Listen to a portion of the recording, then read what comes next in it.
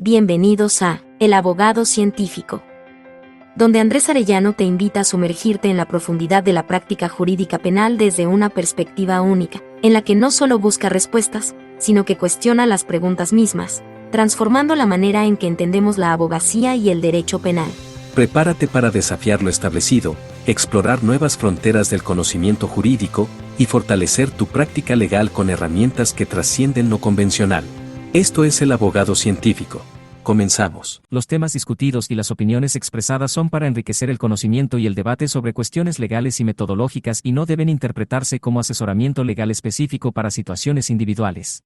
Este podcast no establece una relación abogado-cliente entre el oyente y los creadores del contenido. Al escuchar y participar en este podcast, reconoces y aceptas que el uso de la información proporcionada es bajo tu propio riesgo y responsabilidad. ¿Cómo has estado? Vamos de lleno al tema. Vamos a hablar del bloque de constitucionalidad y del parámetro de regularidad constitucional.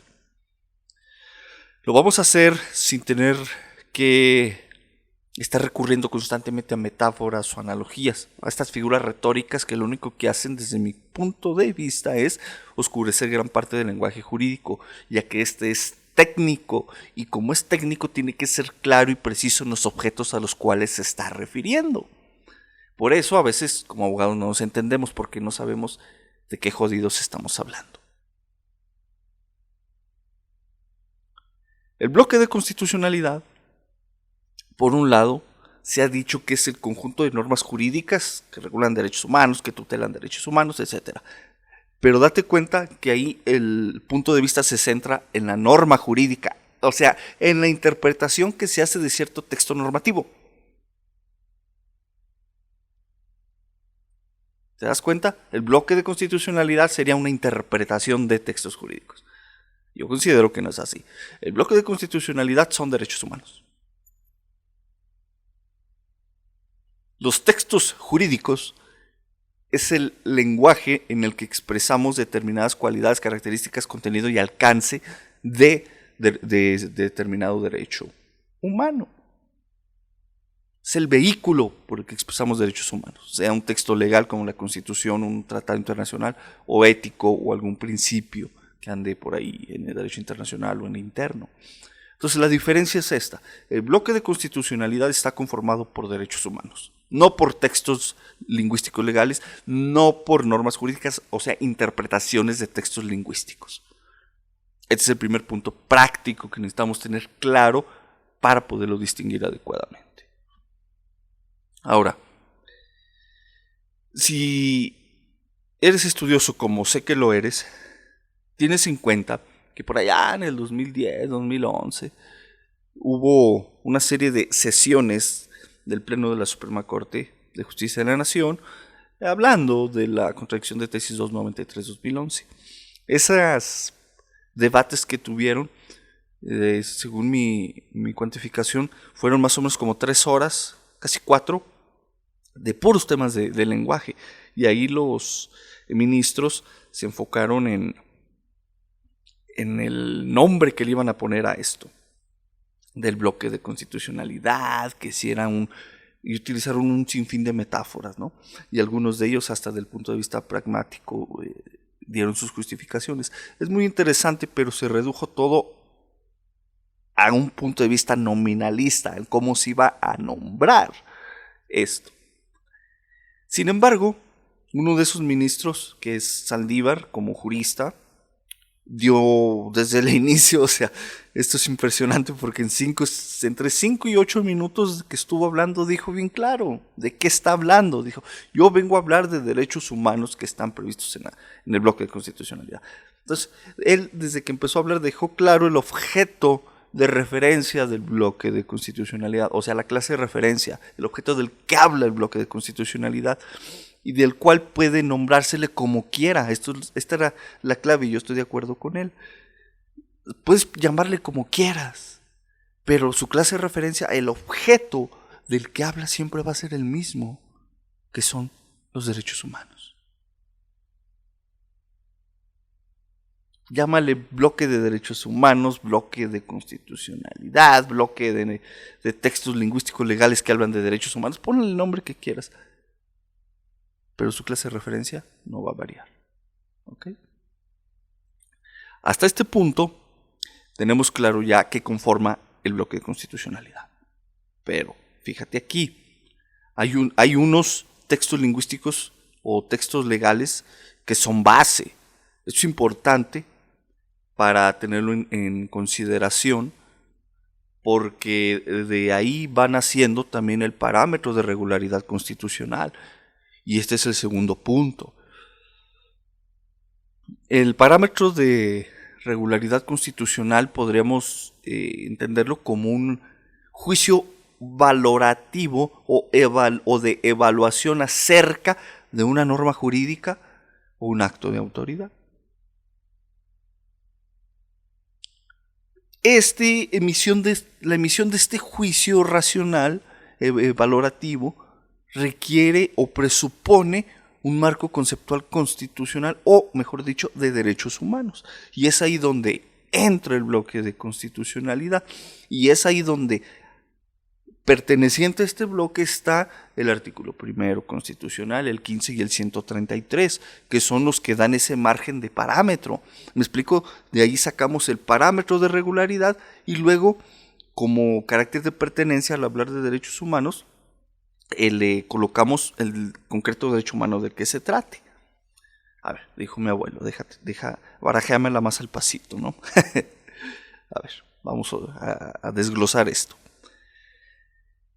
El derecho humano es el marco conceptual, el bloque de constitucionalidad es el marco conceptual sobre el que el juicio de valoración acerca del acto de autoridad o norma jurídica se sostiene para decir que es válido o inválido.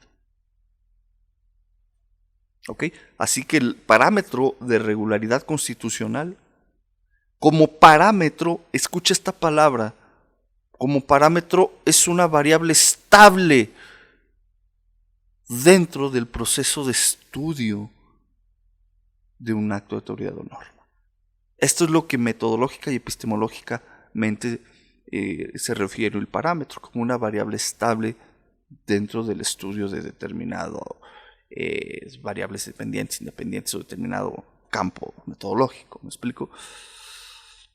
Es diferente al de paradigma, no te vas a confundir. Así que esta variable o este marco estable de estudio acerca de actos o normas, actos de autoridad o normas jurídicas, es lo que nosotros como abogados necesitamos tenerlo ahí, a un lado de nosotros. Dice el dicho que el derecho se aprende con la ley en la mano y con un expediente en la otra. Pero lo que nos ayuda a juntarlos es este parámetro. Porque el caso está envuelto con actos de autoridad y la ley con ciertos derechos. Y lo que los envuelve, los abraza, usando una metáfora más o menos barata, es ese parámetro. Te ayuda pues a observarlos de una manera que tengas como centro los derechos humanos. También la validez de estos acorde a la Constitución. ¿Me explico? Ahí pequé de usar una metáfora, pero bueno, era creo que necesaria y espero no volverlo a hacer. No me gusta usar metáforas, pero bueno, espero que la idea tengas clara. En pocas palabras, y así de manera lisa, llana y sobria, es necesario entender que el bloque de constitucionalidad es el marco conceptual sobre el que vas a dirigir o que va a guiar tu juicio acerca de un acto de autoridad o norma jurídica. Punto. Ya. Hasta ahí. Ahora, no estoy enojado, no es que me gusta esto, pero también trato de ser claro y evitar redundancias innecesarias. Aclaro. Así hablo cuando un tema me gusta mucho. Ahora, fíjate bien. Estamos con el artículo 1, 15 y 133 de la Constitución. Estos son bases, generalmente hay que citarlos porque es lo que nos permite la construcción en parte del bloque de constitucionalidad. Para tener en cuenta el bloque de constitucionalidad como marco conceptual que va a guiar tu juicio, puedes hacer ejercicios en abstracto para construirlos. Literalmente, o sea, agarra toma o piensa, mejor dicho, porque no los puedes tomar porque no son objetos materiales, piensa en un derecho humano. O sea, el derecho humano a la libertad de tránsito, el derecho humano a tener armas, el derecho humano al debido proceso, cualquiera que esté ahí, ¿no? Piénsalo. Y una vez que lo tengas, el trabajo es darle un contenido. Y esto lo haces preguntándote, ¿de qué habla este derecho humano?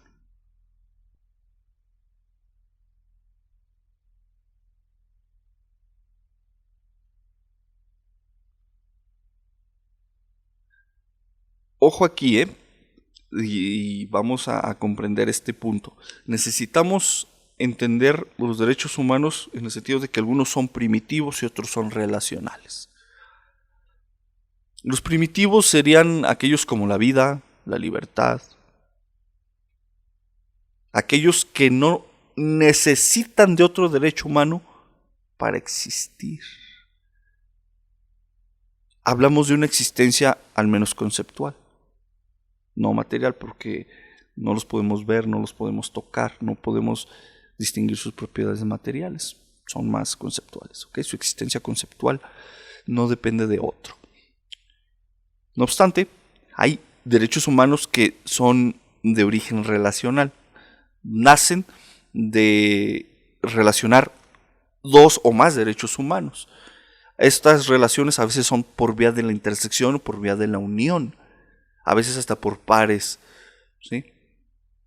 Y esto aquí es una clave bien importante, ya que por los alcances que pueden tener, a ver, el contenido y alcance va a desprenderse justamente de ese carácter relacional, del contenido que traiga el derecho humano 1 con el derecho humano 2. Y el contenido del derecho humano 1 y el derecho humano 2 nos va a dar el contenido del derecho humano 3 como intersección, unión o producto de combinar estos dos. ¿Me explico? De unirlos o intersectarlos, mejor dicho. Y el alcance igual.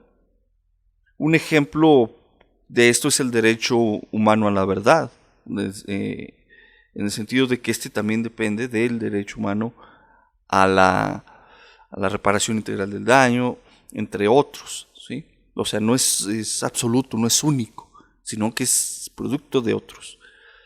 Ahora, con esto, ahora sí, te va sirviendo para que cuando tienes el acto de autoridad, vas a regular, a observar, y esto ya es un trabajo empírico tuyo, de tener el acto de autoridad, sus fundamentos y motivos, el caso por otro lado, y el derecho humano enfrente. Tienes un auto, una resolución.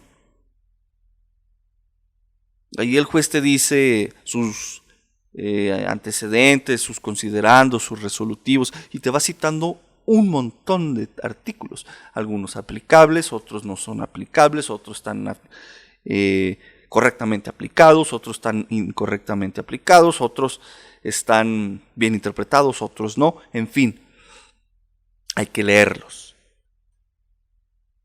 De entre eso, tú vas a detectar, y esto es un punto bien crucial, si la norma es la que te está ocasionando un perjuicio al derecho humano o el acto de aplicación de esa norma es el que te genera el perjuicio al derecho humano.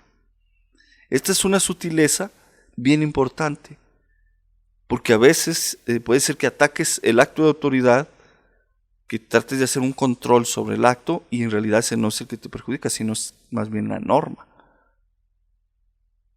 Así que ese es un punto práctico bien crucial, poder distinguir qué es lo que te está ocasionando un perjuicio al derecho humano que corresponda, si el acto de autoridad o la norma.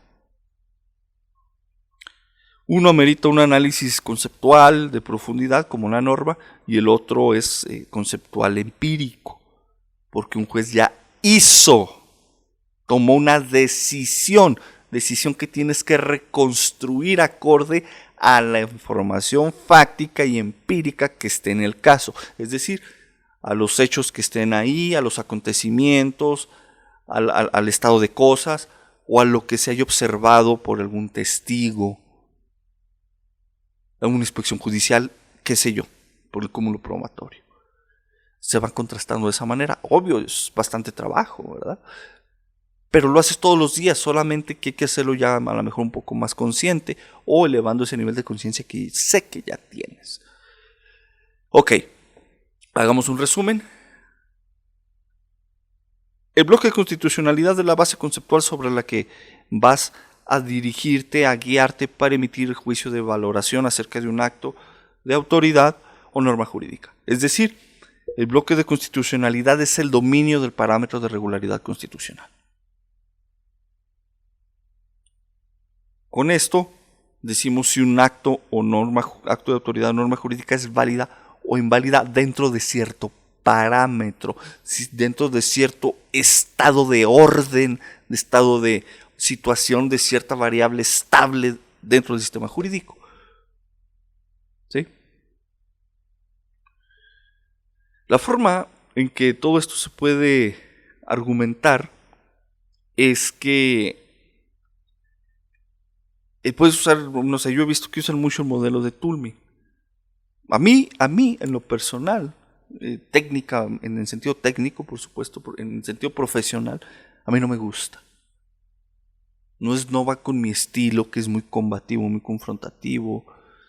Y aunque tiene pautas importantes, claro que sí, como la garantía, los calificadores modales, cosas de ese tipo, bueno, de cuestiones de esta naturaleza, hay otras maneras de utilizarlos. Yo utilizo mucho las reglas de inferencia, ¿no? Modus ponens, modus tollens. Pretendo seguir una forma de razonar en su mayoría hipotético-deductiva o si no deductiva. Y ahí toca a veces establecer argumentos con hechos, con pruebas que los demuestran, etcétera, ¿no? O sea, dice el dicho, ¿no? Es la misma gata nada más que revolcada, ¿no? O sea,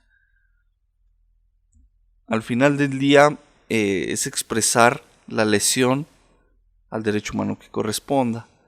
Y por vía de Toulmin, yo veo que mucho les funciona, pues adelante, sigan usando. Veo que las resoluciones judiciales se usan mucho, pero yo creo que no han caído en cuenta a veces de que es limitante, así como lo puede hacer o lo puede ser la lógica aristotélica, ¿no? Con los silogismos clásicos. De hecho, para expresar este juicio evaluativo de validez o invalidez de un acto de autoridad o norma jurídica acorde con cierto parámetro de regularidad y por supuesto cierto conjunto o colección de derechos humanos, el silogismo pues no lo permite porque busca hacer más subsunciones y además ya está bastante superado por la lógica moderna desde que se estableció la lógica matemática por allá con Bertrand Russell, con Poincaré, con Gottlob Frege. De ahí para acá ya hubo un cambio y una superación de esa lógica, ¿no? Vaya, con la teoría de conjuntos. Así que, pues yo creo que ya necesitamos ir abandonando la lógica aristotélica para argumentar, premisa mayor, premisa menor, conclusión, y centrarnos en otras formas. Unas que nos permitan ser más lógicamente válidos al momento de emitir un juicio de este calibre. Porque es proponerle a un juez, a un togado, que tome en consideración esto. ¿Y cómo se hace esto? Ahí entra el control difuso de constitucionalidad como técnica, o sea, desde un punto de vista metodológico para volver operativo esto del bloque de constitucionalidad, esto del parámetro. ¿Sí? Esa es la técnica específica que tenemos nosotros los abogados para aplicar esto. ¿Sí? pero no nada más ir a lo pendejo a pedir, y es que es la verdad, o sea, he soltado 3 groserías, pero es importante porque es la forma de demostrar cómo en la realidad, ahí en lo empírico, en la práctica, a veces se pide, y a veces yo también, en mis 5 minutos de pendejes, se pide el control difuso, y se pasa a veces justificar el contenido y alcance del derecho humano, que el principio pro persona y que la ponderación, y se hace en abstracto, no sé si a veces por las carreras, por X motivo, y pues no funciona. Entonces, antes de aventarlo como argumento de ahogado, o como dicen ya de patadas de ahogado, de que ya no sé ni qué decir, pues ahí le va, aviéntese un control difuso. En vez de hacer eso, hay que ir razonado. A mí pocas veces me llegó a pasar, solo esto a lo mejor 1, 2, y de esa 1 o 2, no me acuerdo bien, aprendí que no es así. Y de ahí hay que ir ya con una preparación previa, que te vuelvo a hacer el resumen. ¿Qué derecho humano vas a buscar que se tutele? ¿Cuál es su contenido y su alcance? ¿Cómo está construido el bloque de constitucionalidad? ¿Y cuál es el juicio valorativo de validez o invalidez que le propones al juez para decir que el acto de autoridad o norma jurídica es contrario a ese parámetro de regularidad constitucional? Eso es lo que te exige en cierto sentido como operador jurídico la técnica de control difuso. Ya el juez hará lo suyo, ¿verdad?, de inaplicar la norma sin declararla generalmente inconstitucional, y pues ya dará también sus fundamentos y motivos. Bien. Hasta este punto hemos hablado de que hay que estudiar los fundamentos y motivos de un acto de autoridad, porque ahí vienen artículos y hay que saber distinguir si el artículo es el que te lesiona el derecho humano o es el acto de su aplicación.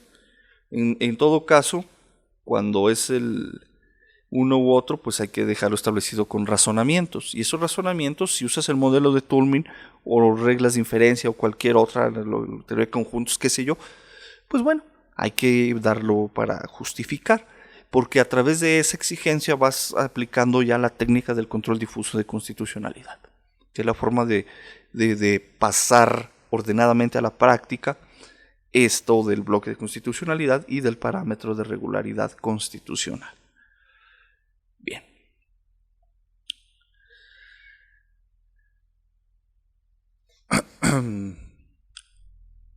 Hasta aquí espero haber sido lo bastante preciso, claro. Me aventé una metáfora, pequé cuando dije que no iba a hacerlo. La vi por cuestiones de comunicación necesaria, pero ya viste que no la usé más. Usé dichos coloquiales. Me gustan los dichos coloquiales porque vienen dados por temas empíricos, por la experiencia ordinaria, que sirve a veces para expresar algunas cuestiones técnicas de manera simple, pero le dimos el tecnicismo correspondiente.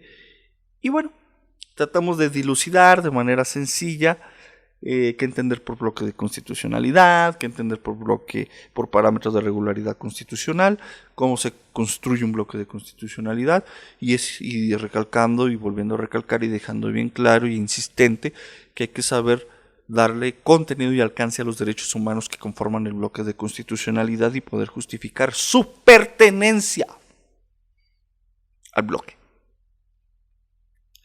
Luego emitimos ya el juicio, ¿verdad?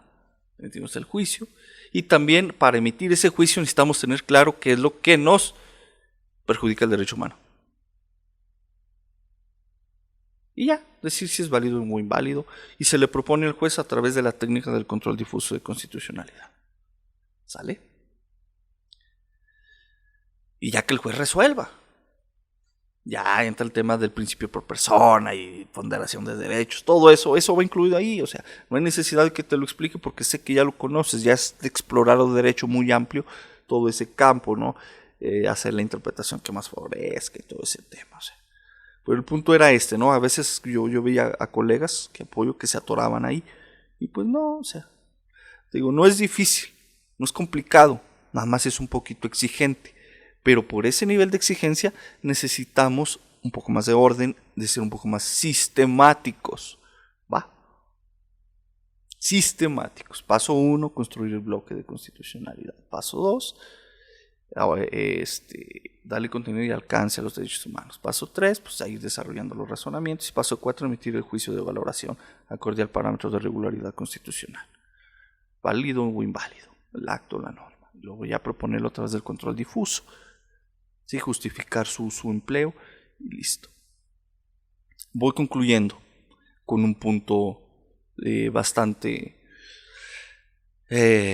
importante que necesitas tener en cuenta, ¿no? Así como yo y como lo tienen los juzgadores para mandarnos por un tubo cuando pedimos a veces esto. Y ahí te va, y es que esto está bien clavado ahí en el marco conceptual del modelo constitucional mexicano en cuanto al control difuso de constitucionalidad.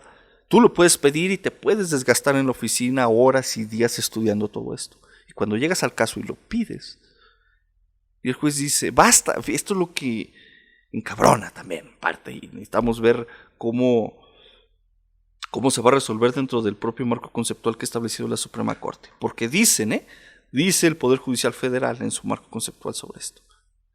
Basta que el juez diga que no aprecia violaciones a derechos humanos para que ahí tenga por atendida la petición del control difuso de constitucionalidad. O sea, no está obligado a fundarte y motivarte el por qué no aprecia una violación a derechos humanos. ¿Cómo hay que? Esto es un punto que ahorita a mí me tiene rompiendo la cabeza.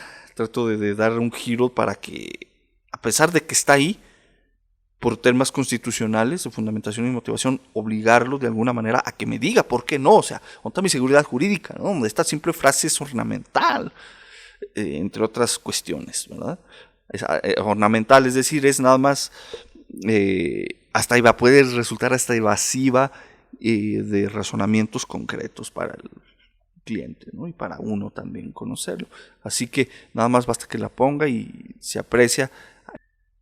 El punto viene a ser que hay que tener presente eso, que te la vas a jugar y el juez basta que diga eso y con eso atiende o se da a entender, según el marco conceptual de la Suprema Corte, que ya atendió tu petición. Ahí, en ese momento. Una vez que tengas el acto de autoridad, pues ya sabes, te vas a recurso ordinario, juicio de amparo y ahí planteas nuevamente el control difuso, pero ya cambia la noción porque se vuelve un control concentrado difuso de constitucionalidad. Ya esto lo abarcamos en otro episodio. Tampoco es complicado porque ya con estas nociones que hemos hablado, pues ya vamos a tener el bagaje óptimo para comprenderlo. Nada más cambia si tiene sus giros importantes, porque ya hablamos de agravios o conceptos de violación y la estructura técnica que debe cumplirse para que puedan ser atendibles y no te los vayan a declarar inoperantes. O sea, en el sentido de que no atacaste de manera adecuada los fundamentos y motivos del acto de autoridad o hasta cierto punto el contenido específico de la norma que dices ocasiona un daño al derecho, un perjuicio al derecho humano, ¿sale? Así que aquí la clave es poderles dar eficacia, es decir, que se aprecie. La eficacia es un término empírico que nos manda que se aprecie esa afectación al derecho humano. Bueno, ahí entran ya temas del caso, ¿verdad? Fácticos empíricos, pero ya lo veremos más adelante. Ahorita te dejo ahí con esta, dicen por ahí, te pico la curiosidad con esto. En ese sentido, espero haber apoyado de manera como si fuera una plática, un tanto semiformal al respecto, y me la aventé ahorita así en gran parte de memoria, no tenía preparado material, sino pues con el estudio y la práctica que traigo encima, y que se vea también un poco más natural, ¿verdad? Que sea como una plática ahí de caguamera o tequilera o whiskera o de cafecito, de tecito. Ya el alcohol ya no tomo, ya perdí, como dice el dicho, ¿no? Que abogado que no huele alcohol es una rosa sin aroma, pues yo ya perdí mi aroma. Pero al café y al té sí le entro. Cuídate, ya vamos a mitad de mes, fin de año, y déjame tus comentarios, ¿va? Hasta luego.